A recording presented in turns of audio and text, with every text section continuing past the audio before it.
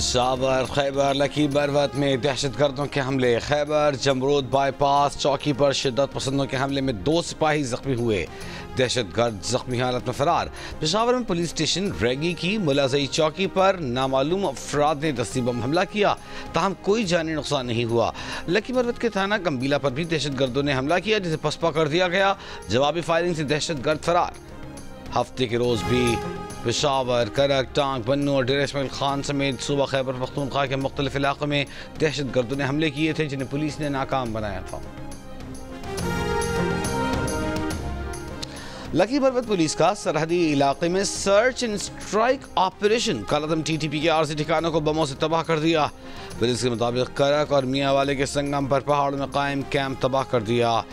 IG police Khyber Pakhtunkhwa ने कहा कि अब्बास खटक और आसपास समेत पंजाब बॉर्डर के साथ तमाम आर्जी पनागाहें खत्म होंगी। क्लीन अप ऑपरेशन आखिरी ठिकाने के खात्मे तक जारी रहेगा।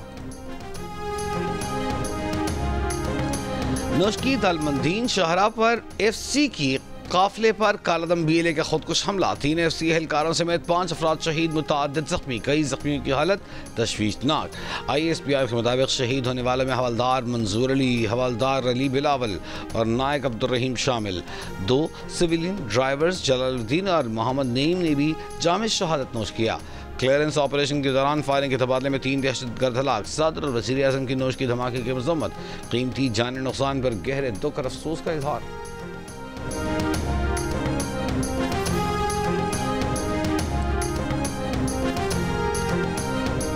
अमेरिका का यमन के साहिली शहर हुदैदा में हमला। सादा में कैंसर के ज़ेर तामीर मरकज़ को तबाह कर दिया। इतवार के अमरीकी हमले में जाँ बहक अफराद की तादाद बढ़कर 53 हो गई, 98 जख्मी। अंसारुल्लाह तर्जमान का कहना है कि अमरीकी बहरी बेड़े पर 18 मिसाइल और ड्रोन्स दागे गए। तैयारा बरदार हैरी ट्रूमैन यमनी पानी से निकल गया। अमरीकी ओहदेदार का दावा है कि हूसियों के 11 ड्रोन्स मार गिराए गए। करीब गिरने वाला एक मिसाइल अमेरिका के लिए बड़ा खतरा साबित नहीं हुआ। हूसियों ने गजा की नाकाबंदी खत्म न करने पर इसराइली जहाज़ों पर हमले शुरू करने का ऐलान किया है। अक़वाम मुत्तहिदा का अमेरिका और यमनी हूसियों से एक दूसरे पर हमले रोकने का मुतालिबा। हमलों पर तशवीश का इजहार।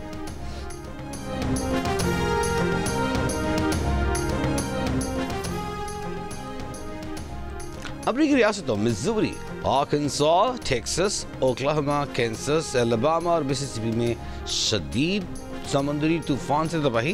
मुख्तलिफ हादसात में हलाक अफराद की तादाद 39 हो गई। दर्जन अफराद जख्मी भी हुए। साहिली इलाकों में 3,80,000 से ज़ायद सारिफीन बिजली से महरूम। फ्लोरिडा से कैरोलिना तक 1,60,00,000 अफराद तूफान से मुतासर। जनूब और वस्त मगरबी इलाकों में तबाही के बाद तूफान ने मशरक़ी इलाकों का रुख कर लिया। अडियाला जेल के सुपरिटेंडेंट अब्दुल गफूर अंजुम ने बानी PTI से मुलाकातों से मुतालिक इस्लामाबाद हाई कोर्ट से रुजू कर लिया। अदालत से लार्ज बेंच तश्कील देने की इस्तदा। सुपरिटेंडेंट की दरख्वास्त रजिस्ट्रार ऑफिस के एतराज़ात के साथ आज समाअत के लिए मुकर्रर कर दी गई।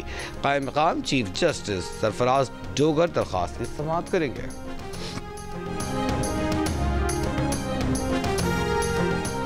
नौशहर फिरोज की करहोड़ा कॉलोनी में पेट्रोल पंप में लगी आग से ऑयल टैंकर, शादी हॉल, 3 मकान, 4 दुकानें जल गईं। खडियार और नौशहर फिरोज की फायर फाइटिंग टीमों ने आग पर काबू पाकर करीबी आबादी को बड़े नुकसान से बचा लिया। हब इंडस्ट्रियल एरिया में परफ्यूम फैक्ट्री में आग लग गई। फायर ब्रिगेड का अमला आग बुझाने में मसरूफ। किसी जानी नुकसान की इत्तला नहीं मिली।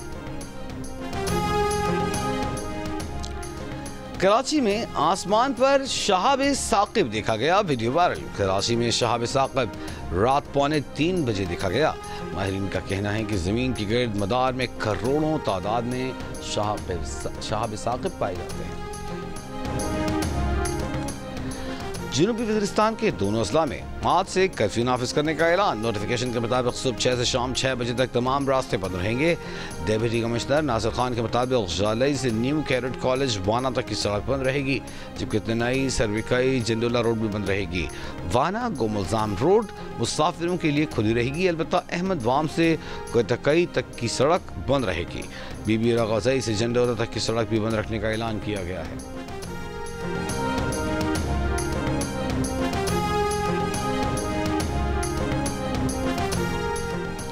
स्पीकर कौमी असम्बली ने वज़ीर आज़म पाकिस्तान शहबाज शरीफ की एडवाइस पर कौमी सलामती की पार्लिमानी कमेटी का इजलास बुला लिया। इजलास कल दोपहर 1:30 बजे इन कैमरा मुनक़िद होगा, जिसमें सिक्योरिटी सूरत हाल पर ब्रीफिंग दी जाएगी। इजलास में अस्करी क़यादत पार्लिमानी कमेटी को मौजूदा सिक्योरिटी सूरत हाल से आगाह करेगी।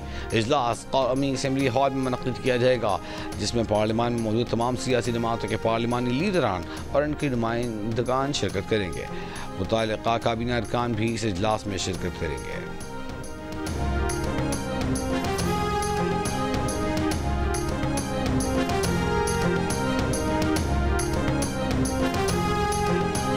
एक अफगानी अगर पाकिस्तान की नशर गिरना चाहता है तो क्या अफगानिस्तान दुनिया में नहीं आता?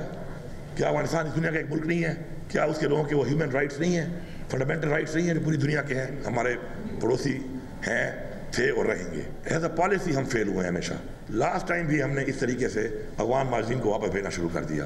आपने देखा किस तरीके से एक तस्वीर हुई, उनकी बदतरीन ह्यूमन राइट्स वायलेशन हुई है जो नहीं होनी चाहिए। अभी तक इन्होंने प्लान बनाया हुआ है कि निकालने का, और मुझसे अभी तक इनकी बातचीत इस पर नहीं हुई। मैं इस हक में बिल्कुल नहीं हूँ। अफगान मुहाजिरीन से मुताल्लिक़ वफाक की पॉलिसी गलत है। अफगानिस्तान हमारा पड़ोसी है और रहेगा। ज़बरदस्ती अफगान मुहाजिरीन को नहीं निकालना चाहिए। वज़ीर आला खैबर पख्तूनख्वा यमीन गंडापुर की प्रेस कॉन्फ्रेंस कहा, अगर अफगानी पाकिस्तान की नेशनलिटी लेना चाहते हैं तो उन्हें देनी चाहिए। पहले भी अफगान मुहाजिरीन के साथ जो पॉलिसी अपनाई गई वो इंसानी हुकूक़ के मुनाफी थी। अली यमीन ने बानी PTI के दौर में हालात ठीक होने का दावा करते हुए कहा, वफाकी हुकूमत की नाअहली से हालात इस नहज तक आए हैं। इससे पहले एक बयान में अली यमीन गंडापुर का कहना था कि KP हुकूमत ने माली मुश्किलात के बावजूद पुलिस के लिए अरबों रुपए मुख्तस किए। पुलिस की इस्तेदाद कार बढ़ाने के लिए असलहा और दीगर ज़रूरी आलात खरीदे जा रहे हैं।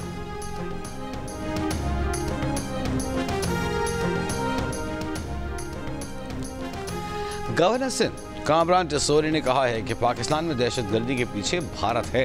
खवारिज पाकिस्तान में तरक्की नहीं होने देना चाहते। दहशतगर्दी के जरिए नौजवानों के मुस्तकबिल से खेला जा रहा है। सहरी में कराची से में मीडिया से गुफ्तगू चेयरमैन MKM पाकिस्तान खालिद मकबूल सिद्दीकी ने कहा कि बलूचिस्तान में गैर मुल्की ताकतें सरगर्म हैं, ये उनकी आखिरी कोशिश है।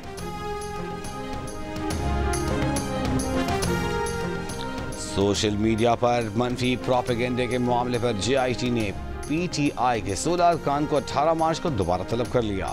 नोटिस जारी। ज़राए के मुताबिक फिरदौस शमीम नकवी, मियां असलम इकबाल, हम्माद अजहर, आन अब्बास, वक्कास अकरम और जुल्फी बुखारी समेत कई दीगर शामिल। PTI के बैरिस्टर गौहर, रऊफ हसन और शाह फरमान JIT के सामने पेश हो चुके। JIT ने रीमा खान को भी 19 मार्च को तलबी का नोटिस जारी कर रखा है। बानी PTI की बहन रीमा खान को 14 मार्च को तलब किया गया था, जिसके बावजूद वो पेश नहीं हुई थी। PTI के अफराद के खिलाफ रियासत मुखालिफ प्रोपेगेंडे के हवाले से तहक़ीक़ात की जा रही हैं। इलेक्ट्रॉनिक जराइम की रोकथाम के एक्ट 2016 के सेक्शन 30 के तहत JIT तश्कील दी गई थी। JIT inspector general police Islamabad की सरबराही में तहक़ीक़ात कर रही है। वफाकी वजीर बराए पावर डिवीजन उवैस लगानी ने कहा है कि सोलर नेट मीटरिंग की नई पॉलिसी के बावजूद सोलर लगाने वाले 3.5 से 4 साल में अपना पैसा वापस वसूल कर लेंगे। नया पाकिस्तान में बात करते हुए कहा कि एक्सपोर्ट्स यूनिट्स पर टैक्स नहीं लगेगा, लेकिन ग्रिड से खरीदी गई बिजली पर टैक्स लगेगा। कराची के इलाके गुलशन हदीद में दरख्त से लटकी हुई लाश मिली है। 35 साल के फजल की बीवी का कहना है कि शौहर ने बेरोजगारी से तंग आकर खुदकुशी कर ली। शौहर कहता था कि बच्चों को भूखा नहीं देख सकता। उमरकोट के इलाके वजीराबाद में मुबैना तौर पर गैरत के नाम पर लड़की का कत्ल। पुलिस ने कत्ल के इल्जाम में लड़की के चचा को गिरफ्तार कर लिया। मेयर कराची मुर्तज़ा वहाब का मेहरान टाउन का दौरा। कहा, मेहरान टाउन कोरंगी में 5 किलोमीटर तवील सड़क की तामीर की जा रही है। पीपल्स पार्टी इस हल्के से कामयाब नहीं हुई, लेकिन तरक्याती काम करवा रहे हैं।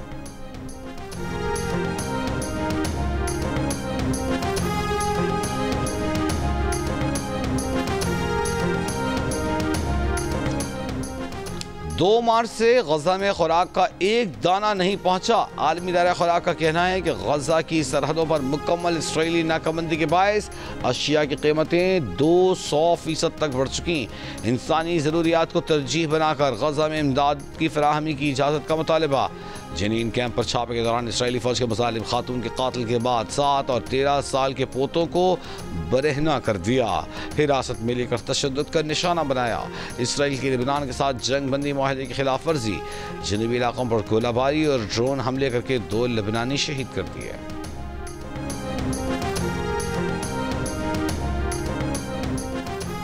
इसराइली वज़ीर-ए-आज़म का इसराइल की दाखिली सिक्योरिटी एजेंसी शिन बेत के सरबराह को बरतरफ करने का ऐलान।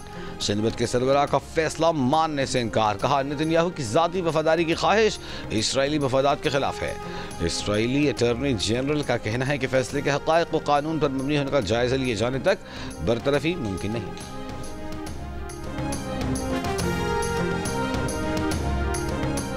पाकिस्तान क्रिकेट टीम क्राइस्टचर्च से डनेडन पहुंच गई और टीम आज आराम करेगी। पाकिस्तान और न्यूजीलैंड के दरमियान दूसरा T20 मैच कल होगा। सीरीज में कीवी टीम को 1-0 की बढ़तरी हासिल।